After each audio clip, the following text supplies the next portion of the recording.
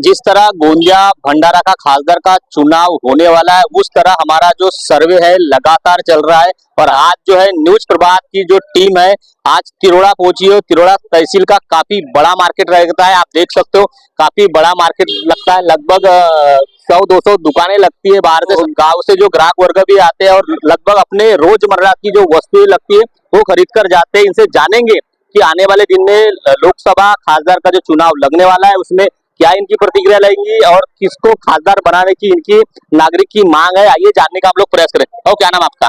प्रमोद चौधरी। आपके क्षेत्र के खासदार कौन है? अभी खासदार तो सुनील जी मेंढे। क्या विकास उनके? ठीक है, अच्छा। क्या नाम आपका? रामचंद्र मगर। कौन है आपके क्षेत्र के खासदार? सुनील। क्या विकास? ठीक है। क्या नाम भी आपका? नंद किशोर टेम्बरे। कौन है आपके क्षेत्र के खासदार? सुनील मेंढे। क्या है विकास उनके? उनके विकास कोई सही अच्छे नहीं। क्यों? बीजेपी ठीक है लेकिन वो कभी रुक के देखे नहीं, आज तक हम पहचाने भी नहीं कि सुनील मेंढे यही करके कोई अच्छा गरीब को जो सहायता वो नहीं करते, आमदार करता है ना खासदार करता है। क्या मुद्दे है, क्या समस्या है, क्या विकास चाहिए? कुछ नहीं मिलता, जो झोपड़ी होना है संडास जाने के लिए जो तो संडास नहीं मिल सकते, कुछ नहीं मिल सकता, हमारा पैसा फंसा है वो नहीं मिल सकता। इनके पास में जाओ तो पटेल ठाट बताते हैं। ठीक है, बीजेपी अच्छी है लेकिन इसके जो कार्यकर्ता है वो अच्छे नहीं है। अभी कुछ दिन के बाद खासदार के चुनाव लगने वाले गोंदिया भंडारा, किसका चेहरा देखना पसंद करेंगे? पटेल को। प्रफुल्ल पटेल हो रहे के खड़े हो? वो हो तो होंगे, तो है, उम्मीद तो है, उन्हीं को देंगे हम लोग। क्या नाम भैया आपका? गोविंद रांडल। कौन है आपके क्षेत्र का खासदार? सुनील मेंढे। क्या विकास है? अच्छा है। क्या मुद्दे आप लोग, क्या समस्या है? अभी कुछ समझता नहीं है। क्या मुद्दे क्या है, क्या चाहिए? रोड, रास्ते, नाली, घरकुल, शौचालय, क्या चाहिए जनता को? चाहिए।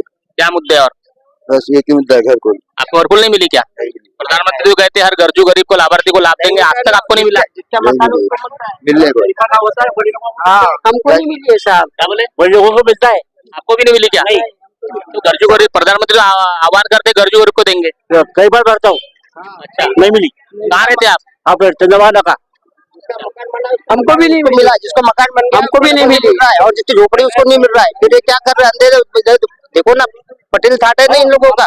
हम जाते तो अपना घर पूरा मट्टी का है, से बाहर निकाल देते, चलो बाहर खड़े हो रहो बोलते। फिर शासन प्रशासन की जो योजना आती है गरजू गरीब को मिलना चाहिए, पर तिरोड़ा तहसील के कुछ नागरिक है उनको शासन प्रशासन की योजना क्यों नहीं मिली, ऐसा एक सवाल मुख्य रूप से खड़ा किया जा रहा है। उसी तरह कुछ मार्केट में और भी लोग हैं, उनसे भी जानने का प्रयास है। क्या नाम आपका? राजेश कुमार तायवाड़े, पत्रकार हूँ मैं। अच्छा, ये बताओ आपके क्षेत्र के खासदार कौन है? खासदार सुनील जी मेंढे। क्या विकास है उनके? विकास तो उनका वो तो उन्हीं को पता है, पर विकास जिस तरह से जो करने को होना था वो विकास नहीं कर पाए। मात्र व्हाट्सएप फेसबुक पर उनका विकास दिखा, पर जमीनी लेवल पर उनका विकास नहीं हुआ। आने वाले कुछ दिन के बाद गोंदिया भंडारा के खासदार के चुनाव लगने वाले, कैसा चेहरा देखना पसंद करेंगे आप लोग? यानी मैं पत्रकार होने के नाते मैं राष्ट्रवादी कांग्रेस पार्टी का मीडिया प्रमुख भी हूँ, और मैं एक जमीनी लेवल पे यानी लोगों के साथ में मेरा आना जाना, मुझे लोगों के साथ में मेरा बैठना उठना और रहता है। तो मेरी ये मांग है कि लोकसभा का चुनाव ये हमारे लाडले नेता सांसद प्रफुल्ल भाई पटेल ने लड़ने को ना, ये तो मैं तो चाह ही रहा हूँ, पर एक सामान्य जनता जो कार्यकर्ता है, जो कार्यकर्ता तो छोड़ो, सामान्य जनता की भी यही मांग है कि इस जो आने वाले आगामी लोकसभा का चुनाव ये सांसद प्रफुल्ल भाई पटेल ने लड़ने को ना, और वो लड़ने के कारण ना ये है कि गोंदिया भंडारा जिले का विकास जो है वो प्रफुल्ल भाई पटेल के सिवा कोई दूसरा नेता नहीं कर सकता, और आज तक नहीं किया है। आप सभी का इतिहास देख लो, प्रफुल्ल भाई पटेल के सिवा किसी ने विकास नहीं किया है। अच्छा, क्या विकास है उनके? उनके विकास आप देख लो, अभी अदानी लाए उन्होंने, धापेवाड़ा उपसा सिंचन योजना है, अपने कवलेवाड़ा वगैरह है, चोर खंबारा है, बोदल कसा है, सभी उन्हीं का है ना। बाकी कौन सा ऐसा नेता है कि जिसने विकास किया है? प्रफुल्ल भाई पटेल के सिवा किसी ने नहीं किया है विकास। विकास किए तो प्रफुल्ल भाई पटेल ने, और सभी जनता की मांग है कि इस बार का चुनाव प्रफुल्ल भाई पटेल ने ही लड़ने को। जैसे आपने बोले कि प्रफुल्ल भाई पटेल लड़ना चाहिए, उसी तरह वो राष्ट्रवादी पार्टी में बीजेपी और कुछ अन्य पार्टियों की महायुति हुई है। अगर महायुति उनको टिकट देती तो लड़ेंगी, अगर महायुति टिकट नहीं देंगी तो किसका चेहरा देखना पसंद करेंगे आप? यदि प्रफुल्ल भाई पटेल महायुति के तरफ से यदि चुनाव नहीं लड़ते तो ऐसी मेरी मांग है, और लोगों की भी ये मांग है कि यदि प्रफुल्ल भाई पटेल नहीं लड़ते तो तिरोड़ा गोरेगांव विधानसभा क्षेत्र के विधायक माननीय विजय जी रांगडाले ने चुनाव लड़ने को ना, क्योंकि भारतीय जनता पार्टी के गोंदिया और भंडारा जिले में से एकमात्र वो विधायक है, और उनके क्षेत्र में अभी जिस तरह से बहुत यानी अच्छा काम कर रहे हैं, और एक वो पोवार समाज के होने के कारण उन्होंने चुनाव लड़ने को होना। क्या इतिहास है उनका? और इतिहास, क्योंकि उनका एक इतिहास देख लो आप, गोंदिया जब से वो ग्राम पंचायत सरपंच बने, मेंबर बने, जिला परिषद बने, जिला परिषद पंचायत समिति का सभी जो आज तक वो कोई चुनाव हारे नहीं। और तिरोड़ा विधानसभा का क्षेत्र का ये भी इतिहास है कि जिसको जो तीसरी बार भारतीय जनता पार्टी टिकट नहीं देती और जो टिकट दे भी दी तो तीसरी बार चुन के आता नहीं, और उनका नाम ही विजय है। और वो यदि लोकसभा का चुनाव लड़ते तो जरूर वो निश्चित लोकसभा का चुनाव जीतेंगे, और यदि विधायक का चुनाव लड़ेंगे तो वो हारेंगे जीतेंगे इसकी मैं बता नहीं, इस बार लोकसभा का चुनाव वो जरूर जीतेंगे। कुछ नागरिक हैं और उनसे भी जानेंगे जिस तरह इन्होंने बात की। अगर गोंदिया भंडारा खासदार के चुनाव में माननीय सांसद प्रफुल्ल पटेल अगर लड़ते हैं तो उनको भारी मतों से विजयी बनाएंगे, पर गोंदिया जिले में और पूरे महाराष्ट्र में महायुति हुई है। महायुति में राष्ट्रवादी पार्टी, बीजेपी पार्टी और कुछ अन्य पार्टी है। अगर महायुति से जो राष्ट्रवादी को टिकट मिलती है तो प्रफुल्ल पटेल लड़ेंगे तो उनको भारी मतों से जिता के लाने की बात की। पर अगर महायुति से अगर बीजेपी के कोटे में सीट जाती है तो बीजेपी कोटे से सीट जो है विजय रांगडाले को मिलना चाहिए, विजय रांगडाले खड़े होना चाहिए, ऐसी इन्होंने मांग की है। जिस तरह कुछ दिन पूर्व भी सर्वे हुआ था कुछ, और कुछ राजा भोज जयंती हुई थी, उस राजा भोज जयंती में भी पवार समाज का जो समुदाय काफी जन सैलाब उमड़ा था। उन्होंने भी पवार समाज के लोगों ने भी मांग की थी कि इस बार जो चुनाव होने वाला है गोंदिया भंडारा का, उसमें जो है पवार समाज के कैंडिडेट को, पवार समाज के समुदाय के उम्मीदवार को टिकट मिलना चाहिए। काफी बड़ी संख्या में उन्होंने एक शक्ति प्रदर्शन की थी, मांग भी की थी टिकट की। अगर पवार समाज के जो विजय रांगडाले है यहाँ पे 10 साल से जो एमएलए है उनको अगर टिकट मिलती है तो पवार समाज के वोट जो है एक तरफा हो सकते हैं, ऐसा इन्होंने विशेषज्ञ किया है। कुछ लोग मार्केट में और भी है, उनसे भी जानने का प्रयास करेंगे। क्या नाम आपका? अनिल फटी, कहाँ रहते हैं? बेराडा। आपके क्षेत्र के खासदार कौन है? खासदार आपके क्षेत्र के खासदार मेंढे क्या विकास है? विकास ठीक है, मैं नेता के ऊपर नहीं बोलूंगा, मैं एजुकेशन सिस्टम के ऊपर बोलूंगा। क्या मुद्दे आप लोग के? मुद्दा ये है कि जैसे गवर्नमेंट का अभी आईटी है, अभी यहाँ पे आजू बाजू के क्षेत्र में कोई कोई स्कूल ऐसी है कि आईटी के नाम पे बच्चा तो गवर्नमेंट पे जाता है, और जो प्राइवेट स्कूल में है वो जाता है, लेकिन ऐसी प्राइवेट स्कूल है कि बच्चों को पीछे बैठा लिया जाता है, नहीं तो पैसे दे बोलता है। मतलब भेदभाव हो रहा है? हाँ, भेदभाव हो रहा है। तो वो सिस्टम जो है वो नेता लोगों ने जो भी पार्टी के है उन्होंने ध्यान देना चाहिए। तो इसकी शिकायत आपने शिक्षा विभाग में की क्या? हम अगर शिकायत करेंगे तो हमारे बच्चों को टॉर्चर किया जाएगा, इसलिए नहीं बोल सकते कुछ। आप ध्यान दो, उस सिस्टम में घुस के देखो, पता चल जाएगा। पॉइंट सुनो, 1 नेशन 1 एजुकेशन पॉलिसी होना चाहिए। क्यों? गरीब का बच्चा जो पढ़ रहा है वो हमारा प्राइमरी स्कूल में पढ़ रहा है, ठीक है, और दूसरा जो बच्चा पढ़ रहा है वो सीबीएसई में पढ़ेगा, आईआईटी में पढ़ेगा। तो जो आईआईटी में जो बच्चा पढ़ रहा है और जो ऑफिसर बैठा है ऊपर में, वो क्या सीखा है? आईआईटी से सीखा है, ऊपर से सीखा है। फिर गरीब का बच्चा जब कंपटीशन एग्जाम में परीक्षा देने जाएगा तो उस समय क्या होगा? पेपर तो वो अपने माइंडसेट से निकालेगा, वो गरीब का बच्चा पढ़ा ही नहीं तो क्या क्या खाक लिखेगा वहां पे। इसलिए 1 नेशन 1 एजुकेशन पॉलिसी भारत में होना चाहिए। भाषा अलग अलग रह सकती है, बस इतना ही बोलना चाहता हूँ। इस बार भी खासदार के चुनाव लगने वाले, किस प्रकार का चेहरा देखना पसंद करेंगे आप लोग? अभी तो उम्मीदवारी डिक्लेयर होने के बाद में। तो कैसे विकास पुरुष को जिताएंगे ये बोल रहा हूँ मैं आप। अभी फॉर्म भरेंगे, आएंगे, उसके बाद में देखेंगे, अभी तो नहीं बता सकते। क्या बोलेंगे? बराबर, कंफर्म नहीं बता सकते। क्या बोलेंगे काका आप? कैसा विकास पुरुष चाहिए आपको? विकास यानी अच्छा है, बाकी क्या मुद्दे, क्या मिला आपको, क्या नहीं मिला? आपको हमको सब मिला है, नौकरी सब मिला है। क्या मुद्दे आप लोग के? अपने मुद्दे बता रहे हो, सही बता रहे हो। गरीब आदमी लड़का कहाँ पढ़ेगा, कैसे पढ़ेगा? जिसका पैसा वही पढ़ेगा ना। शिक्षा प्रणाली पे ध्यान देना चाहिए। ध्यान देना चाहिए ना, ये तो बोल रहे हैं ना, वो तो उन्होंने कोई गलत बोलेंगे, उनका अपने को बसाना है। गरीब का पैसा, जिसके पास है वो पैसा है वो पढ़ाएंगे लड़का, जिसके पास पैसा नहीं है गरीब आदमी, वो कहाँ से बच्चे अपने बच्चे पढ़ाएंगे? ये अपने को आपको मुद्दे हो ना, बात ये मुद्दे और क्या लिखना चाहिए, क्या मुद्दे है? क्या मुद्दे? सुशिक्षित बेरोजगार है, उनको नौकरी नहीं लग रही है, और बस बाकी थोड़ा अच्छा है मोदी जी का नौकरी। खासदार का चेहरा किसका देखना चाहेंगे? कैसा खासदार बनना चाहिए? परिणय फूके। परिणय फूके क्यों? अच्छा है लीडर, और फिर खासदार प्रफुल्ल पटेल, बस बाकी बेकार है।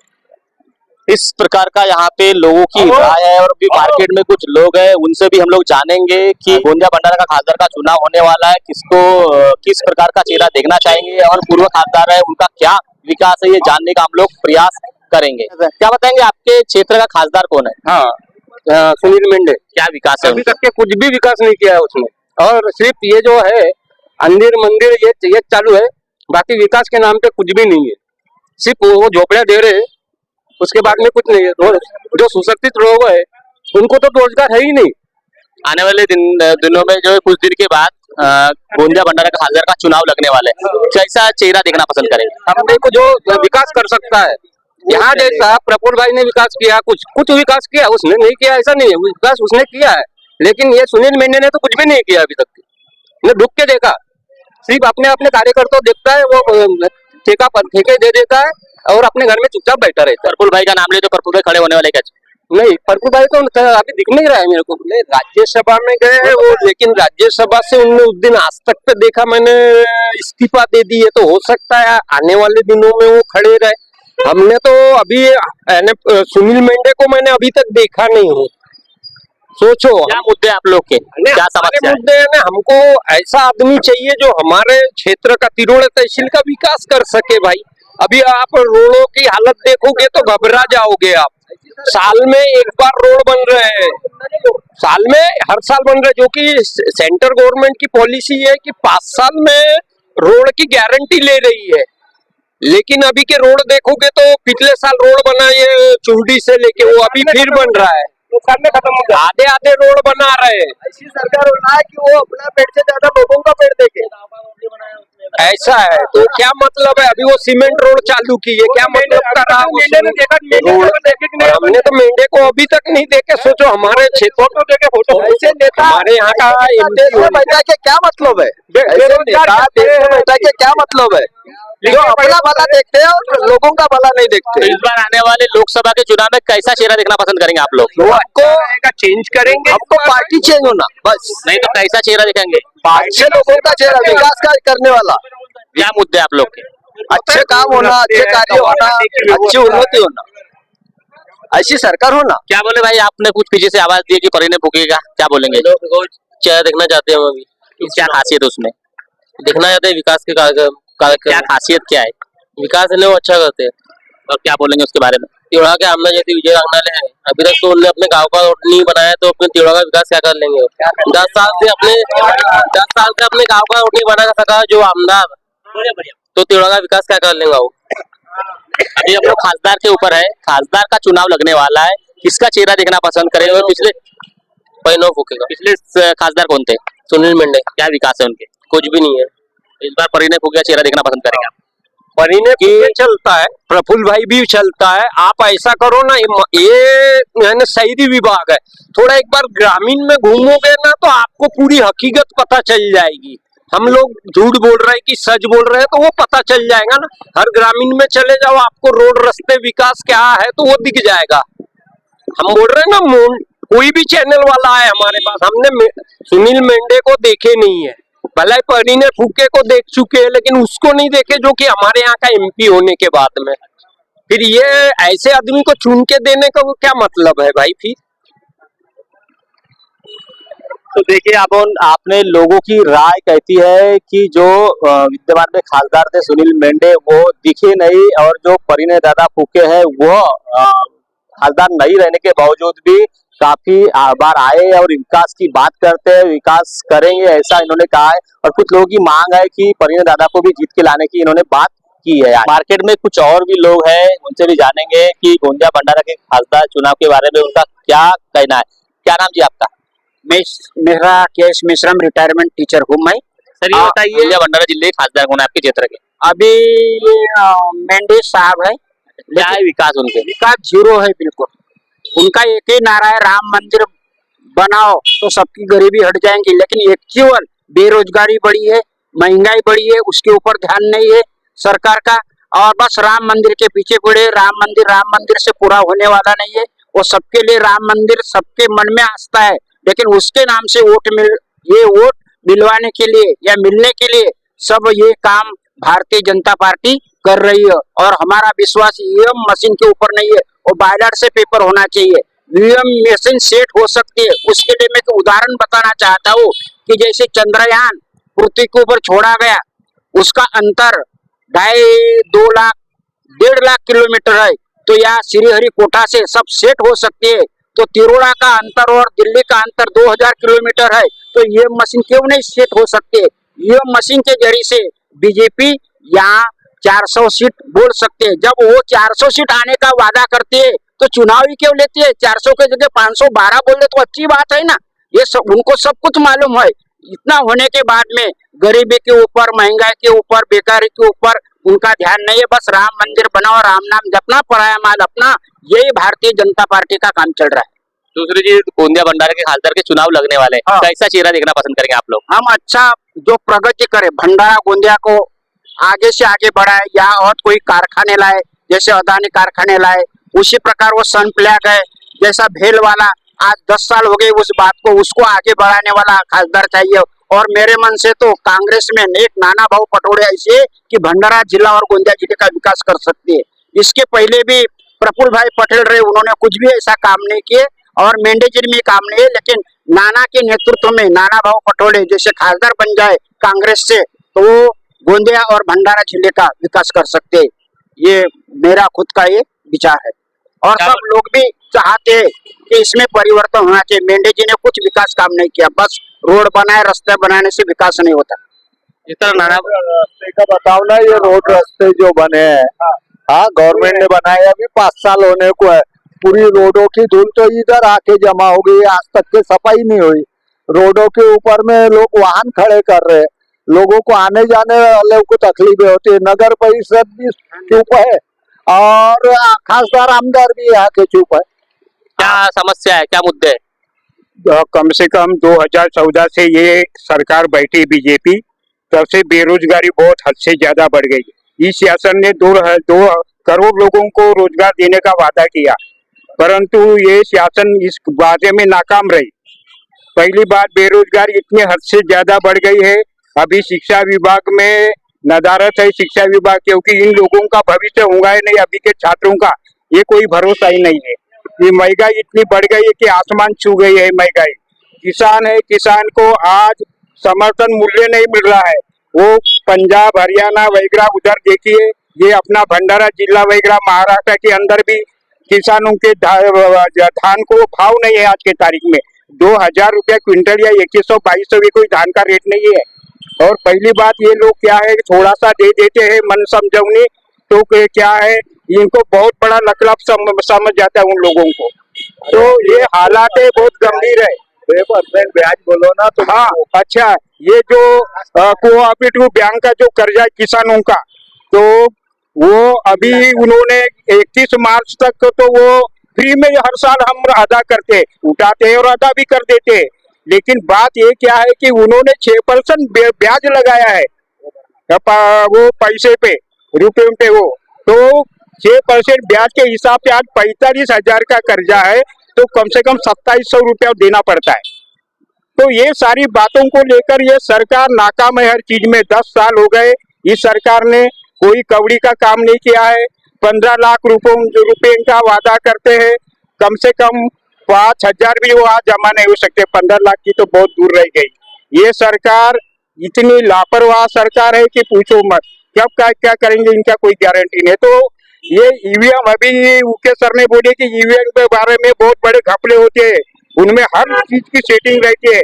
वैज्ञानिकों का कहना है कि ईवीएम में सेटिंग होती है, हमारा कहना नहीं है, वैज्ञानिकों का कहना है। और 10 सालों से ये जो चुन के आए, ये जो सत्ता पे बैठे हैं, तो ये ईवीएम के माध्यम से है, नहीं तो इनकी कोई मजाल नहीं है यहाँ बैठना और शासन करना। जबकि ये जो का गढ़ था, तिरोडा तहसील से लेकर भंडारा जिला तक कांग्रेस का गढ़ था। ये कांग्रेस का गढ़ बोलने से ईवीएम ने खो दिया। ईवीएम लाने वाले भी कांग्रेस वाले और फायदा उठाने वाली बीजेपी।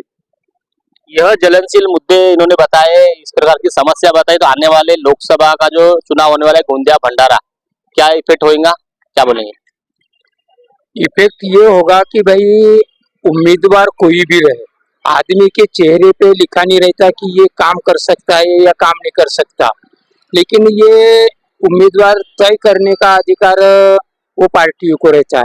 लेकिन जब वो हमारा जनता का प्रतिनिधि निर्वाचित होके जाता है तो उसकी एक नैतिक जवाबदारी बनती है कि मेरे क्षेत्र की जनता की क्या समस्या है, मेरे क्षेत्र में विकासात्मक काम क्या करना चाहिए। और ऐसा देखो तो आज क्षेत्र में बहुत सारी समस्या है। एजुकेटेड लड़के जो है वो उनको नौकरी चाकरियां नहीं है, किसान है उनको उनके किसानी के उत्पादित माल का रेट नहीं मिल रहा है। और जैसी अभी ये नगर पालिका की जो समस्या है, यहाँ पर हर बेरोजगार को कहती तुम व्यापार करो, धंधा करो, लेकिन रोड से जो चलने वाले जो है 2 व्हीलर 4 व्हीलर, इन लोगों को इतनी तकलीफ हो रही है कि अतिक्रमण इतना बढ़ गया कि उन्होंने जो नाली के ऊपर से फुटपाथ था वहां पैदल जो चलना चाहिए था तो उसके ऊपर भी अतिक्रमण कर लिया। जो ये जनता है ये सब जानती है, जो समस्या है उसका कहीं ना कहीं विपरीत परिणाम करती है। और वो जनता ऐसा है कि वो बोल के नहीं बताती, वो कुचलिया मार मारती है, मुक्का मार मारती है और अपन कहते वो जीत रहा है वो जीत रहा है, और अंत में ऐसा परिणाम निकलता है कि वो जीतने वाला हार जाता है। तो नेताओं के द्वारा ये जो सब्देबाग दिखाया जा रहा है ये नहीं होना चाहिए, हकीकत में वर्क होना चाहिए, हमारा ये कहना। और ये जनता यानी वो तो राजा है ना, जो लोकशाही में राजा है, राजा का काम है कि प्रजा की क्या समस्या उसकी पूर्ति करना, लेकिन वो वैसा कुछ हो नहीं रहा है। सिर्फ एक ही क्षेत्र में अभी हमारा ये तालुका थोड़ा सा संपन्न और सघनता की ओर बढ़ रहा है कि किसानों के खेती में सिंचाई की व्यवस्था हुई है और ये रोड रास्ते हो रहे हैं, लेकिन बाकी पेड़ तो जैसे तो सही है। मतलब शिक्षा, रोजगार, आरोग्य ये चीज भी जरूरी है। आरोग्य की बात अगर करते हैं, उतना बड़ा उप जिला रुग्णालय है तिरुड़ा का, और वहां पर कई राज्य सरकार के और केंद्र सरकार के पुरस्कार मिले हुई है उसके अच्छे काम करने पे। लेकिन वो जब से वहां का वैद्यकीय अधीक्षक मेश्राम रिटायर्ड हुआ है, सेवानिवृत्त हुआ है, और जब वो नया वहां पर वैद्यकीय अधीक्षक आया तब से वो वहां का कोई माई बाप ही नहीं है, मरीजों के और कोई ध्यान ही नहीं है। सारे जो अलग अलग डिपार्टमेंट के, नाक के, कान के, घसा के, दांत के, सोनोग्राफी के, खून के, ब्लड, ये जो उसके एक्सपर्ट जो डॉक्टर होना चाहिए वो वहाँ है ही नहीं अभी, और ऐसा मूर्त रूप जैसा वो दवाखाना दिख रहा है। जैसे उसके पहले यहाँ पर उस हॉस्पिटल के स्वास्थ्य के बारे में किसी की शिकायत नहीं, आम जनता खुश थी बिल्कुल। आदमी बदला है मात्र, लेकिन कुर्सी वही है। आदमी के बदलने से वहाँ का ऐसा वो स्वास्थ्य का परिवर्तन। शिक्षा में कैसा है कि शिक्षा में अभी 100 कुछ लगभग 200 शिक्षक कम है अभी पंचायत समिति लेवल के ऊपर में, और जहाँ पर 7-7 क्लासेस है वहाँ पर 2-2, 3-3 शिक्षक शिक्षा दे रहे हैं। तो वो बच्चों का क्या भविष्य होगा। हमारा शिक्षा की ओर हम बहुत बड़े बड़े हो बैनर और होर्डिंग लगाती सरकार शिक्षा का ऊपर प्रचार कर, लेकिन शिक्षा के ऊपर बच्चे आ रहे, तुम उनको शिक्षक दो ना। अधिकांश बेरोजगार पड़े, ट्रेनिंग लेकर के पढ़े, उनको रोजगार नहीं दे रहे। उसके बाद ये प्राइवेट लोग हजारों रुपए वर्ष की फीस लेकर के अपना 7,000 8,000 में शिक्षक भर्ती करते, और वहाँ उस और लोगों का, पालकों का क्रेज बढ़ रहा है, उधर ले जा रहे बेचारे। लेकिन आम जनता, आम गरीब व्यक्ति वो प्राइवेट स्कूलों में पढ़ा नहीं सकता ना, समस्या ये है। तो इसके ऊपर भी ध्यान देना चाहिए। बात तो ये है, बताने की बात ये है कि जिस जिस केंद्र सरकार के विभाग है, जिस जिस खाते के मंत्री, उनको उस खाते का उद्घाटन, भूमि पूजन का कार्य देना चाहिए। हमारे तो प्रधानमंत्री ऐसे हुए, पहली बार देख रहे 2014 से छोटी छोटी संडास हो, बाथरूम हो, सबका उद्घाटन वही करते। जिस खाते का मंत्री उसको आदर देती ही नहीं, सम्मान देती ही नहीं है। और ये दो लोग, मेरा तो कहना है कि अमित शाह और मोदी जी देश चला रहे हैं देश में, और ऐसा प्रधानमंत्री हमने देखा ही नहीं, झूठ बोलने वाला, झूठ बोला के जो बाबा साहब ने संविधान लिखा आज तक देश अच्छे चला, कांग्रेस ने सबको लेके चले, लेकिन अपने मोदी जी हिटलर से ही करके देश चला रहे हैं। मेरे को तो ऐसा लगता है, लोग तो ये बोल रहे हैं कि 2028-27 में सब भारतीय घटना नाबाद हो जाएंगे और आरएसएस का फंडा चलेगा, आरएसएस की घटना चलेगा, वही ये देश में है। और लोग तो ये बोलते हैं देश मोदी हटाओ देश बचाओ, मोदी हटाओ देश बचाओ, नहीं तो देश का सत्यानाश 2030 में हो जाएगा, ऐसे लोग कहते हैं। और भारतीय जनता पार्टी को सही में हटाना ही चाहिए, ऐसा बहुत सारे लोगों का कहना है, खेड़े पाड़े में, गांव गांव में। ये मैं सही बात बोल रहा हूँ। आप 15 लाख देने का वादा किया था, वो भी नहीं दिया। 2 कोटी नौकरी देने का वो भी वादा नहीं किया। प्रधानमंत्री जैसा आप समझ लो, राशन दुकान में गरीबों के लिए साड़ी भेज रहा है, साड़ी गुजरात से माल आया महाराष्ट्र में, वो भी साड़ी ठीक नहीं है। बहुत सारे राशन दुकान और लेने वाले गरीब फिर रहा है, फटी हुई है, छेद गिरे हुए साड़ी को, ऐसी साड़ी, यानी हमारे लोगों की बेइज्जती करना पड़ता है, गरीब लोगों की, गरीब भाई लोगों की बेइज्जती करवाता है इतना बड़ा प्रधानमंत्री। ऐसा नहीं होना चाहिए, इसलिए देश को बचाना है तो मोदी को हटाना ही जरूरी है। मेरा ये पर्सनल कहना और लोगों का भी कहना है, बहुत हिटलर छाई होगी देश के अंदर। इस अभी के हालात में साहब संविधान ये बहुत बड़े चीज हो गई। संविधान पहले से ये संविधान से देश चलता है, बिना संविधान से नहीं। ये मनुवादी संविधान लाने की सोच रहे हैं, इसलिए कि इनको सामाजिकता, जो स्वतंत्र बंधुता, एकता, ये चीजें नहीं पटती। लोगों के एकाधिकार, हक वगैरह हर चीजों में ये नहीं पटते। अगर मोदी आ गया तो संविधान खत्म हो जाएगा अपने आप। वो मनुवादी संविधान निर्माण किए हैं उन लोगों ने, वो चलेगा। तो इसलिए अभी ये मोदी को हटाना ये बहुत बड़ी चीज है। और मोदी ईवीएम से नहीं हटेगा। ईवीएम से अगर चुनाव होता है, बैलेट पेपर से नहीं होता है, तो फिर शासन मोदी का ही रहेगा। हाँ, कम से कम देश की 1 अरब जनता, ईवीएम की तरफ नहीं है, ये जनता मोदी को हटाना चाहिए। तो ईवीएम को बंद करना पड़ेगा। अब वकीलों ने दिल्ली में धरना किए थे, महमूद प्राचा और वो कौन है एक वकील और नुमाइंदे बहुत सारे रामलीला मैदान में। तो सुप्रीम कोर्ट की जिम्मेदारी बनती है कि वो ईवीएम पर फैसला दे। जनता के तरफ अगर वो फैसला देगी सुप्रीम कोर्ट, तो हो सकता है कि ईवीएम हट जाएगा। ईवीएम हटेगा तो मोदी का नेस्त नाबूद होना ही है, मोदी गिर जाएगा, फिर ना उसका कुछ रहेगा, अता पता ना कोई ठिकाना रहेगा। तो मेरा कहना ये है कि अभी के तारीख में मोदी है, इसलिए बहुत बड़ी तकलीफ है देश के अंदर, बस दूसरा कुछ नहीं है। इस प्रकार अगर समस्या गोंदिया भंडारा जिले में, तो पूरे देश में कितनी बड़ी बड़ी समस्या होंगी, ये सबसे बड़ा एक सवाल खड़ा किया जा रहा है। वोट करे तो किसको करे, किसको चुने, ये भी सवाल सबसे बड़ा खड़ा किया जा रहा है। क्योंकि भोली वाली जनता जो है अपने बहुमूल्य वोट देकर हर बार कहीं ना कहीं जो है खासदार बनाती है, पर खासदार जितना विकास करना चाहिए उतना विकास देखने को नहीं मिलता।